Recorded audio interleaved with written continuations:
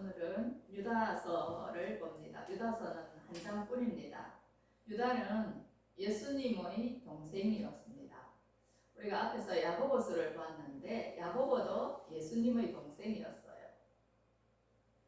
예수님께서 공생의 사역을 하실 때 야고보와 유다는 예수님을 이해하지 못하여서 예수님이 귀신 들렸다고 하면서 찾으러 온 적도 있었는데, 이제 예수님이 십자가를 지시고 죽으시고 부활하신 후에 예수님을 자신의 구주로 고백을 하였습니다. 오늘 유다서 1장 1절도 보면 예수 그리스도의 종이요 야고보의 형제인 유다는 부르심을 받은 자 곧 하나님 아버지 안에서 사랑을 얻고 예수 그리스도를 위하여 지키심을 받은 자들에게 편지하노라. 곧 하나님의 사랑을 받고 예수 그리스도 안에서 구원을 받은 자들, 성도들에게 보내는 편지라는 것을 말씀하고 있어요. 그렇다면 예수님의 동생 유다가 한 장짜리 그 서신을 남겼는데요. 무슨 말을 하고 있나 하는 것이죠. 그 당시에 아주 영지주의 사상이 만연을 했고 이단들이 교회에 많이 들어왔다고 지난번에 말씀을 드렸는데, 그러한 차원에서 유다도 이단들을 경계하라는 교훈을 주고 있습니다. 그들이 교회에 들어와서 얼마나 많은 폐단을 일으키고 교회를 힘들게 하였는가를 유다서는 기록을 하고 있는데요. 베드로도 마찬가지로 마지막에 교회를 어지럽게 하는 자들이 일어날 것이라는 것을 경고하였습니다. 이런 여러 가지 경고들이 있는데 마지막 시대가 될수록 세상을 혼미하게 만들고 교회를 어지럽게 하는 사람들이 많이 일어난다는 거죠. 그런 사람들이 교회 안에만 있는 것이 아니고 우리 세상 가운데도 얼마나 많이 있는지 모릅니다. 우리나라 사람들은 교육열도 높고 동방예의지구라고 불릴 만큼 예의 바른 민족이라고 예로부터 일컬음을 받았는데 지금은 전혀 그렇지 않은 것 같습니다. 서로 물고 뜯고 비방하고 조롱하고 싸우는 것을 너무 좋아하는 민족이 되어버린 것 같아요. 그래서 우리가 왜 이런 세상을 살아야 되고 교양 있고 상식 있다는 사람들이 왜 이렇게 서로를 비난하고 조롱하는가 하는 씁쓸함을 금할 수가 없는 거예요. 이러한 시대에 우리가 어떻게 살아야 할 것인가를 유다서는 우리에게 말씀하고 있는데요. 사마천이라는 중국 전하나의 역사가는 사기를 남겼습니다. 이 사람을 가리켜서 동양 역사학의 시조라고 일컫기도 하는데요. 우리나라 사람들도 사기에 대한 관심이 높아요. 그래서 이 사기를 많이 읽고 많이 인용을 하지요. 최근에 이제 율도국이라는 출판사에서 사마천이 알려주는 인생 꿀팁이라는 제목으로 책을 냈는데 이 책이 청년들에게 많은 도움을 주고 있습니다. 그 일부에서 다루는 내용이 유머는 총칼보다 강하다는 것입니다. 유머는 어색한 분위기를 해소시키죠. 그리고 사람들 간의 긴장과 갈등을 해소시켜서 편안하게 만들어주는 거예요. 일종의 그 기계에 치는 기름과도 같은 거죠. 딱딱하고 뻑뻑한 것을 부드럽게 만들어주는 윤활유와 같은 역할을 하는 사람이 유머가 있는 사람이라는 거예요. 반면에 어떤 사람은 아주 신랄하게 다른 사람을 비난하고 조롱하고 공격을 합니다. 그래서 분위기를 얼어붙게 만들고 순식간에 모든 사람들이 인상을 쓰게 만들어버리는 그러한 능력이 있는 사람이 있어요. 오늘 교회 안에 이러한 사람들이 들어왔을 때 어떻게 해야 하는가 하는 것을 우리에게 말씀을 하는데 18절에서 19절 말씀입니다. 그들이 너희에게 말하기를 마지막 때에 자기의 경건하지 않은 정욕대로 행하며 조롱하는 자들이 있으리라 하였나니 이 사람들은 분열을 일으키는 자며 육에 속한 자며 성령이 없는 자니라. 자, 이 사람들이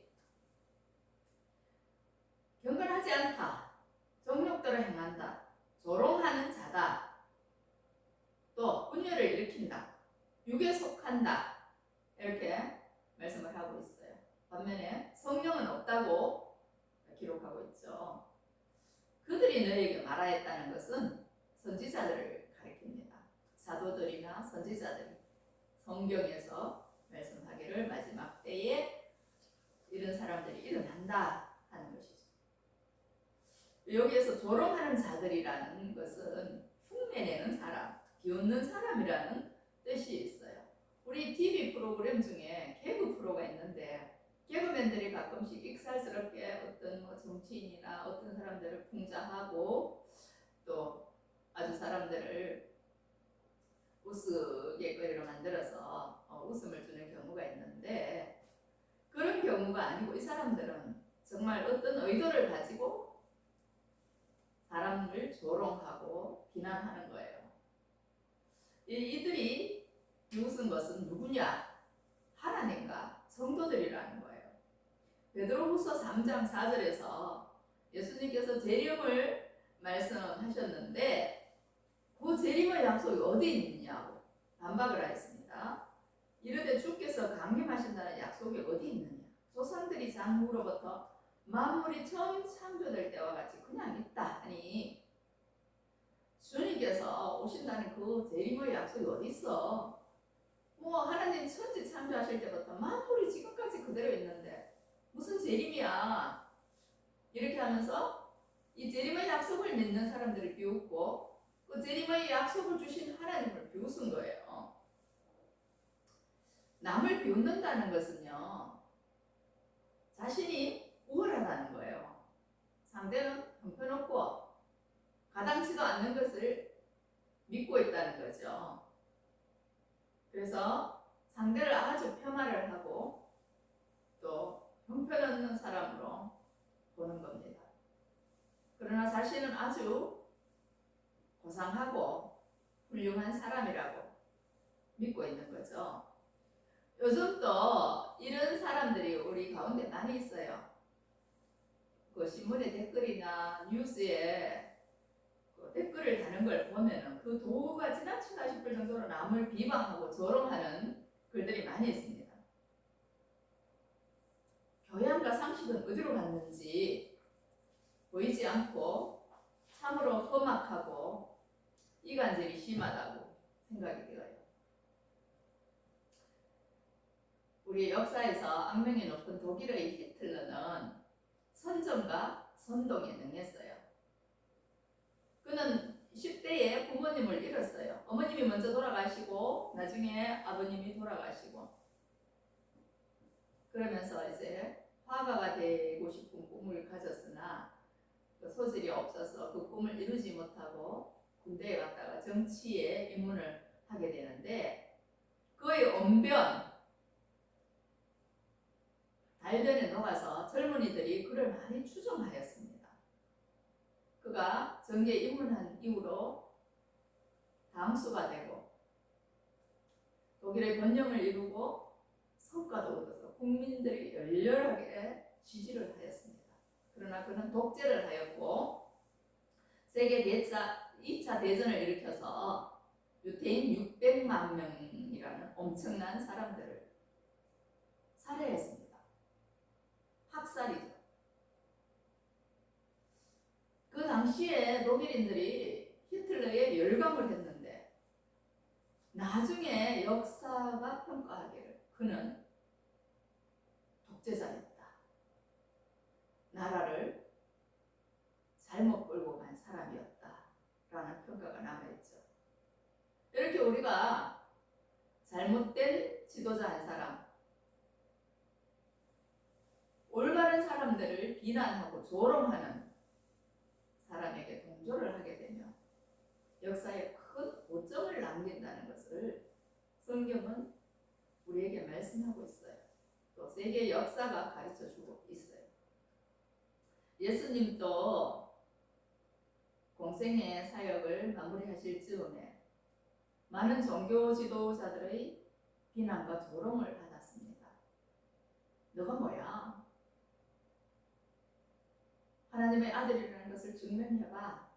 그러면서 예수님을 신성 모독죄로 고발을 하기도 하고 정치적인 선전선동을 일으키는 악단으로 이단으로 예수님을 고발하기도 하였습니다. 그래서 결국은 예수님은 십자가를 지시게 되었고 로마 군병들은 예수님의 얼굴에 침을 뱉고 때리고 옷을 벗기고 온갖 희롱을 했어요. 예수님의 속옷을 제비뽑기에서 나눠 가지기도 했습니다. 군중 심리가 얼마나 무서운가 하는 것을 알 수가 있는데요. 우리가 한 사람의 선전선동에 속아 넘어가면 옳고 그른지 판단하기도 전에 사람들이 용감해지는 거예요. 그래서 아주 군중을 따라가는 것 자체가 위험할 수 있습니다.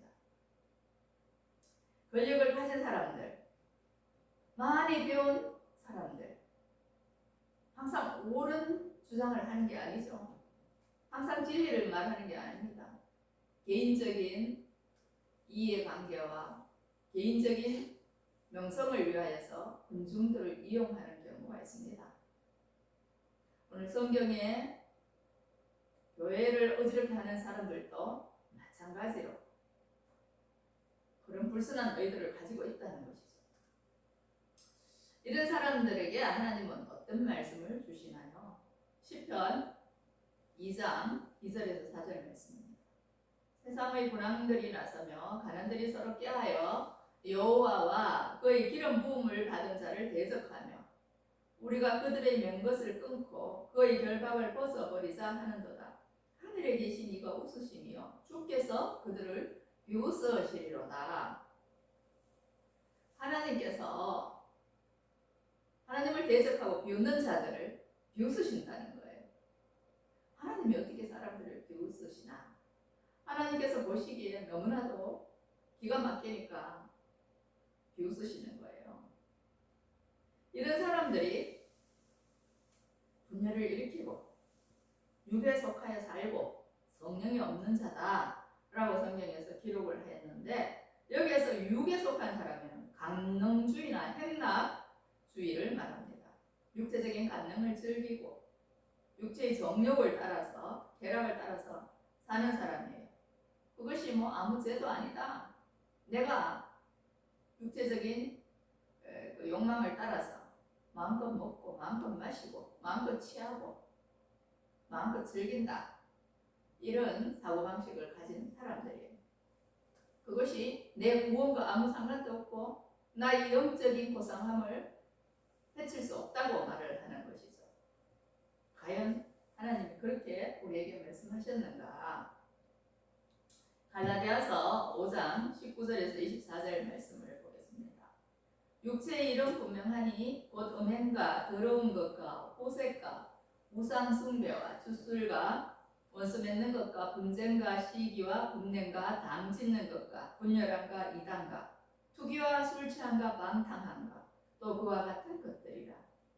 전에 너희에게 경계한 것 같이 경계하노니 이런 일을 하는 자들은 하나님의 나라를 유업으로 받지 못할 것이요.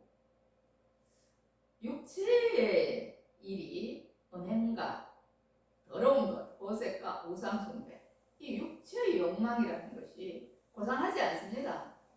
우리 육체는요, 배가 고프면 밥을 달라고 때를 쓰죠. 뱃속에서 꼬르륵 소리가 나죠. 밥 안 줘보세요. 며칠 굶겨보세요. 사람들이 눈이 벌게집니다.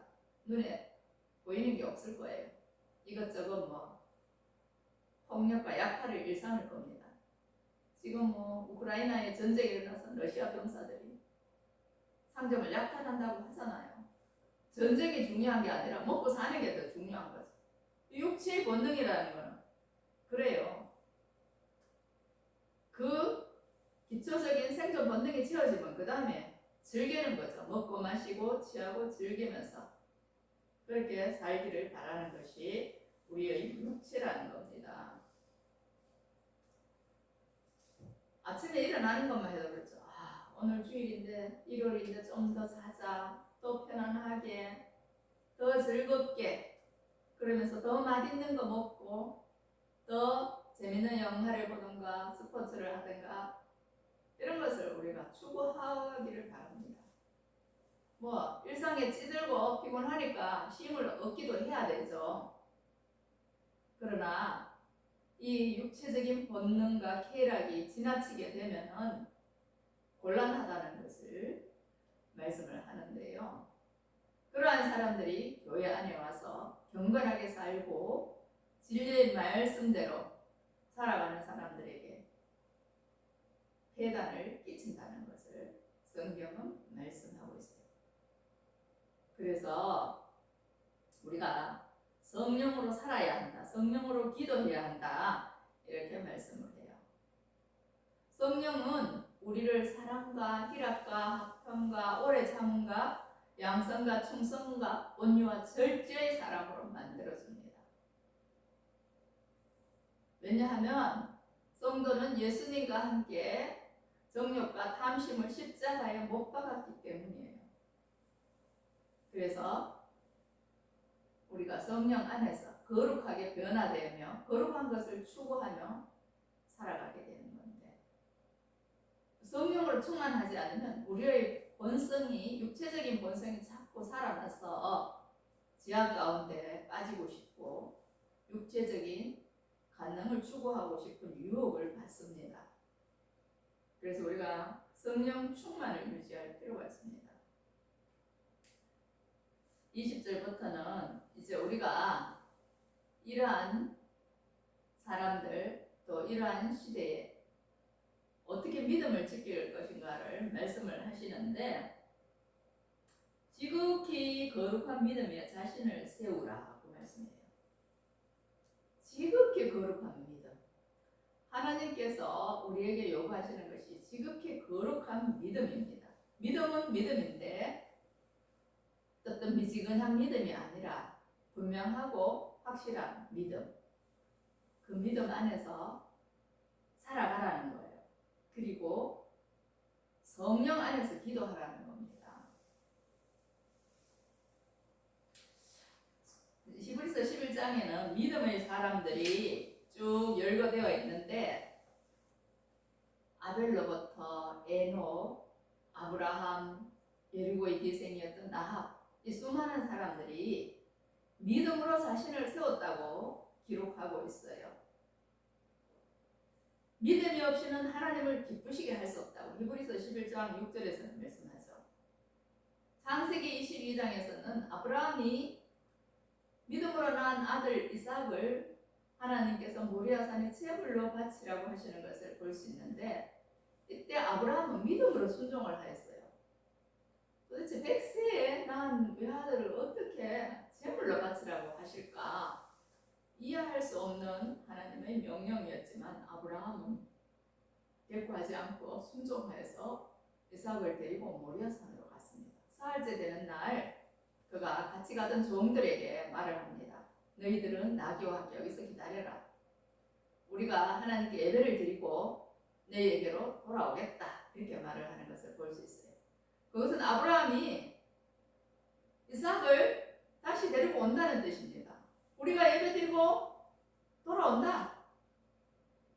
그것은 아브라함에게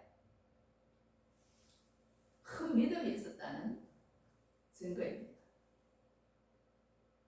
7절에서는요, 창세기 22장 7절입니다. 아브라함과 함께 가던 아들 이삭이 아버지께 물어요. 뗄 나무는 우리가 가져가는데 번지할 어린 양은 어디 있습니까? 묻죠. 그때 아브라함이 말을 하기를 하나님이 자기를 위하여서 친히 준비하시리라고 했어요. 하나님이 아브라함의 예배 제사를 받으실 때 하나님이 친히 어린 양을 준비하신다. 제물을 준비하신다는 거죠. 정말 그 아브라함의 말대로 하나님께서 번제할 짐승을 미리 예비해 놓으셨어요. 수풀에 걸려있는 그 짐승을 가지고 아브라함이 제사를 드렸어요. 우리가 하나님을 믿는다는 것은 이런 것입니다. 하나님께서는 우리에게 큰 믿음을 테스트해 보실 때가 있는데, 그 믿음에 통과하는 사람만 큰 복을 받을 수 있어요. 이 일을 통하여서 하나님께서 아브라함에게 크게 축복을 하셔요. 하나님 스스로 맹세하시는 거예요. 아브라함에게 큰 복을 주고 내 씨가 번성케 하리라.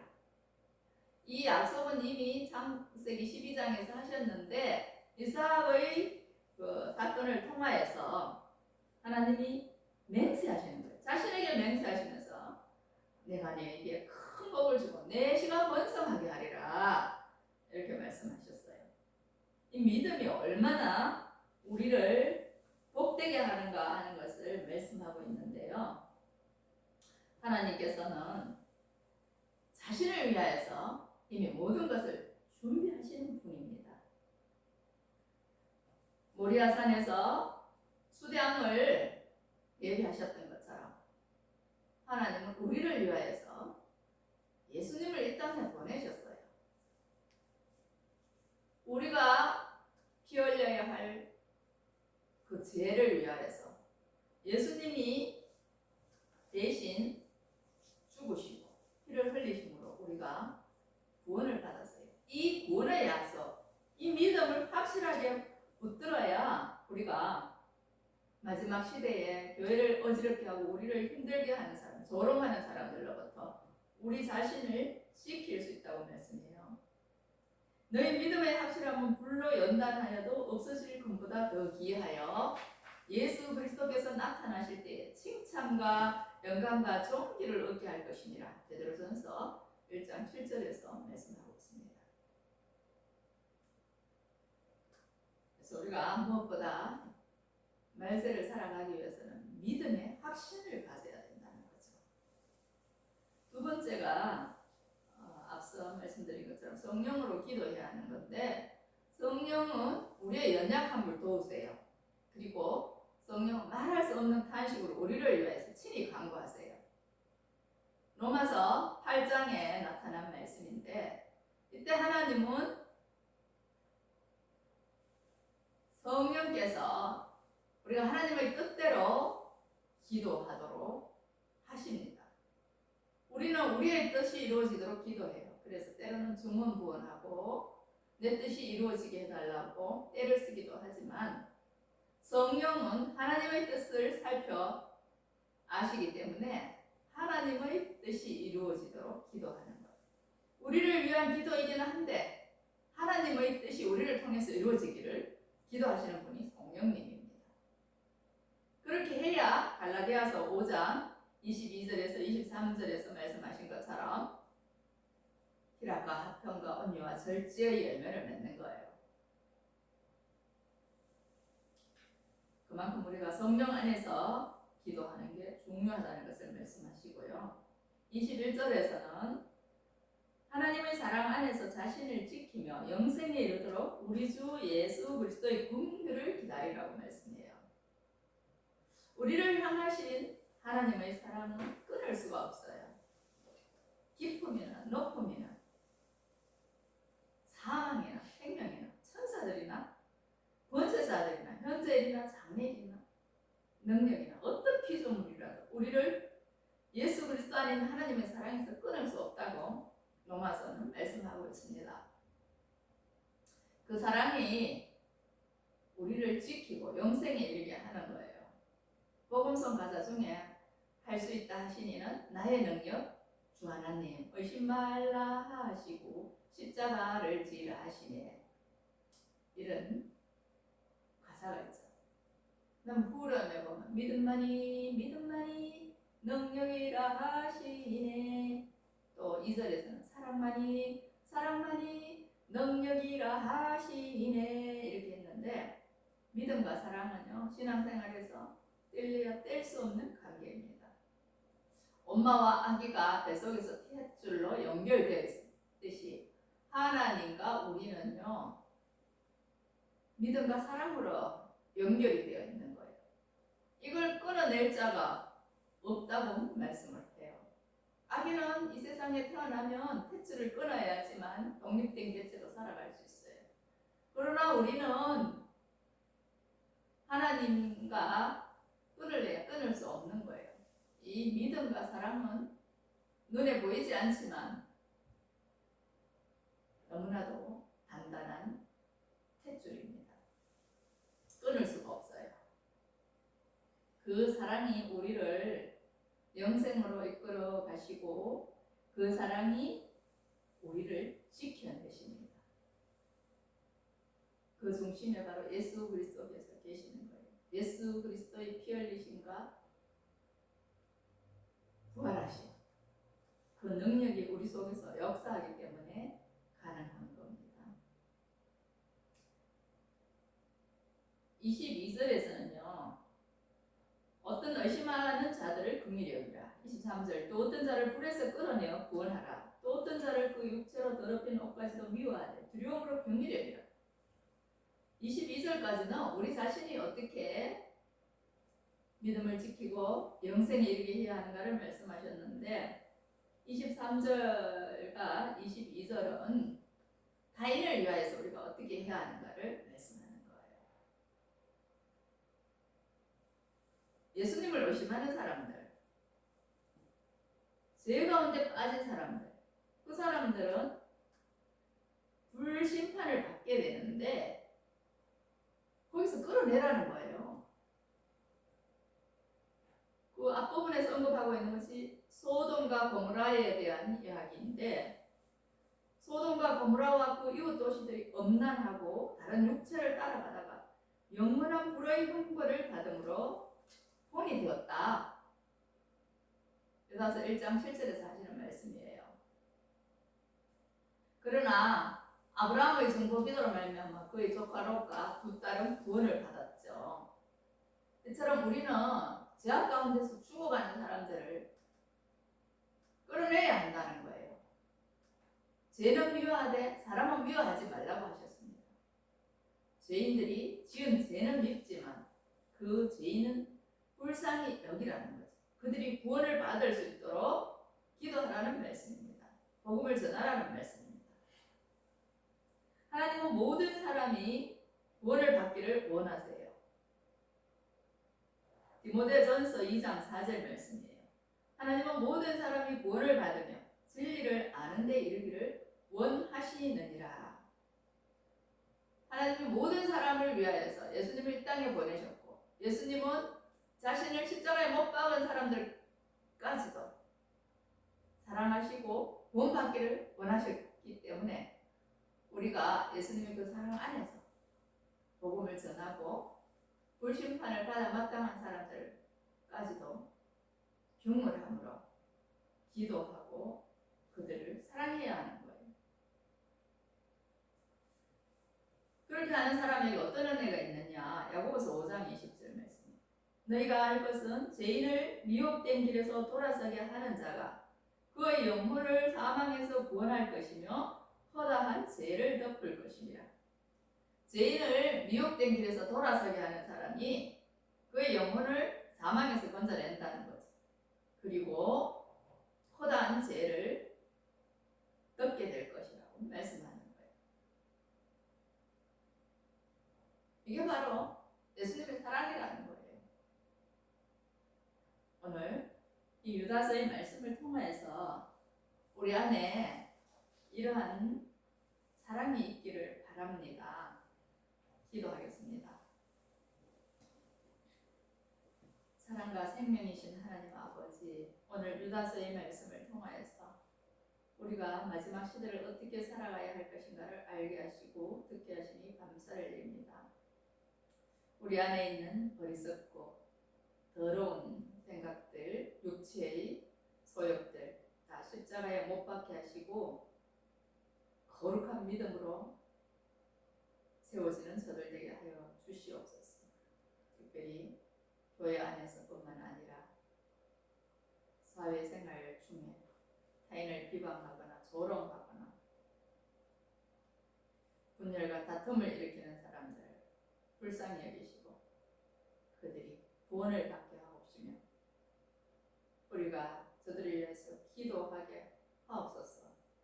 성령께서 우리에게 주시는 감동을 따라서 기도하게 하시고 그들을 사랑으로 믿음으로 세울 수 있는 저들 되게 하여 주시옵소서. 오늘도 우리와 함께 하시는 주님 찬양 고통하는 이들을 주님께서 기억하시고 위로하시고 만나 주시옵소서. 우크라이나에 평화를 주시고 방황하는 이들에게도 영생수를 공급하셔서 진리의 길을 찾게 하시고 아버지께 영광을 돌리게 하여 주시옵소서. 우리 교회와 중보하시는 분들, 이 나라 이 민족을 주님께서 사랑하셔서 긍휼을 베푸시고 우리에게 새 힘과 평화를 주시옵소서. 오늘도 우리와 함께 하시는 예수 그리스도 이름으로 감사하며 기도하옵나이다. 아멘.